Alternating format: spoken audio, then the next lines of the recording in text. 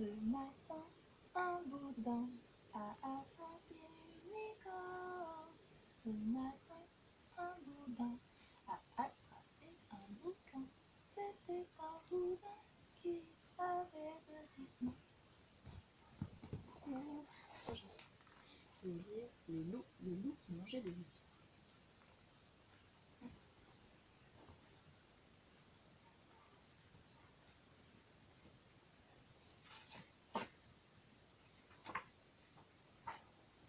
Un jour, dans la clairière de la forêt, les animaux voient un grand loup arriver. Il est maigre, il a les yeux jaunes, il a l'air très fatigué. Il avance en s'aidant d'une canne. Toc, toc, toc. C'est qui ce vieux loup? Demande la timide fourmi. Tu ne le connais pas? C'est Yétu, le loup Yétu, répond la vieille chouette, en levant au ciel ses yeux. Mais voyons, c'est le plus grand conteur de la forêt. Il connaît plein d'histoires. Celle du petit chapon rouge, celle du petit poussé, et des histoires qui font encore plus peur.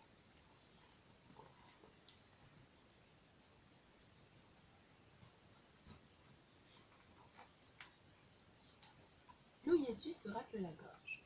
Je vais vous raconter une histoire. C'est l'histoire d'une biche qui rêve de devenir cosmonaute. Vous ne la connaissez pas, j'espère?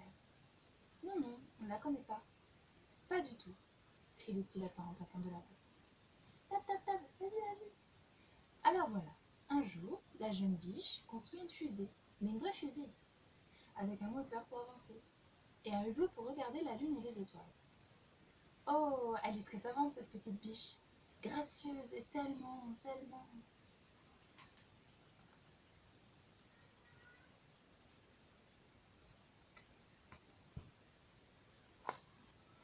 Soudain, Loup Yétu s'arrête.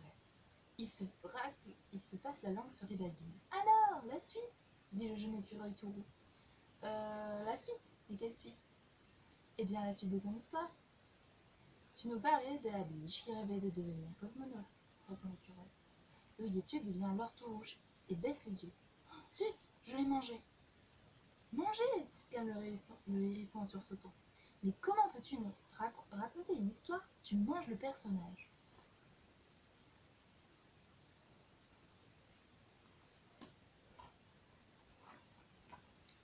Je ne l'ai pas fait exprès, dit Loup Yétu, très honteux. Depuis quelque temps, je ne sais pas ce que j'ai. C'est plus fort que moi. Je ne peux pas m'en empêcher. Si vous voulez, je vais vous raconter une histoire qui fait rire, pour changer. Hein? L'histoire de la belette qui rouspète, hein? Ou l'histoire du pivert qui fait pipi en l'air, hein? Ce loup, c'est le plus grand menteur de la forêt, pensent les animaux. Et il lui jette des glands sur le museau. Bing, bong, aïe, ouille, splatch!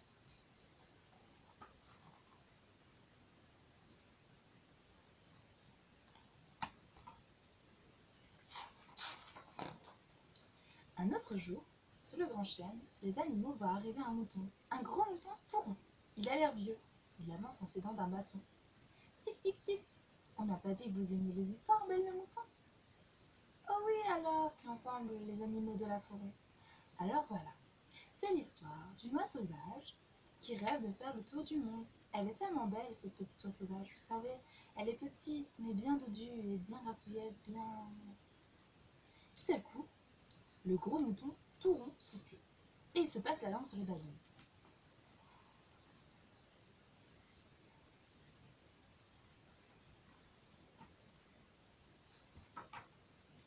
Alors, et la suite demande un grand cerf, en agitant avec impatience sa ramure. La suite? Mais quelle suite? Dit le mouton en se grattant la tête. Le mouton devient tout rouge et baisse les yeux. C'est Loup Yétu, je l'ai reconnu, crie le blaireau. Oh, le sale tricheur, il s'est déguisé en mouton. Les animaux sont furieux.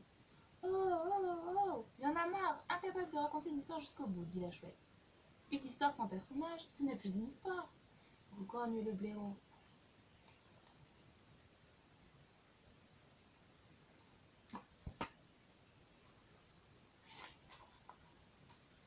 Loup Yétu est vraiment désolé, mais c'est plus fort que lui, il ne peut pas s'en empêcher. Bon, eh bien, tu n'as qu'à nous raconter une histoire qui ne se mange pas, dit le rusé renard. Oui, l'histoire d'un objet, un aspirateur par exemple, ou une cravate, propose le sanglier. Loup Yétu fait une grimace de dégoût. Une histoire de cravate, beurre, quelle horreur! pas une histoire de poubelle. Pendant que vous y êtes. Bon, puisque vous y tenez, je vais vous raconter l'histoire d'une voiture.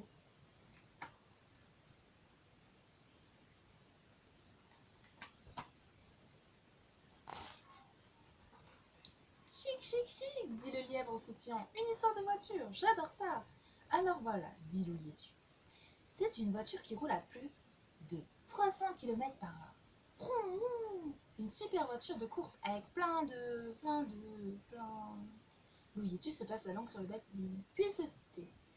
Ah non, tu n'as pas aussi mangé la voiture, grogne le sanglier. Le loup devient tout rouge et baisse les yeux. Non, je n'ai pas mangé la voiture, mais il est resté des tranches de jambon dans le coffre. Oh, oh, fou de rage, les animaux chassent Louis-Étu. Allez, va-t'en, va-t'en, on ne veut plus de toi ici. Oui, ça suffit, ça suffit.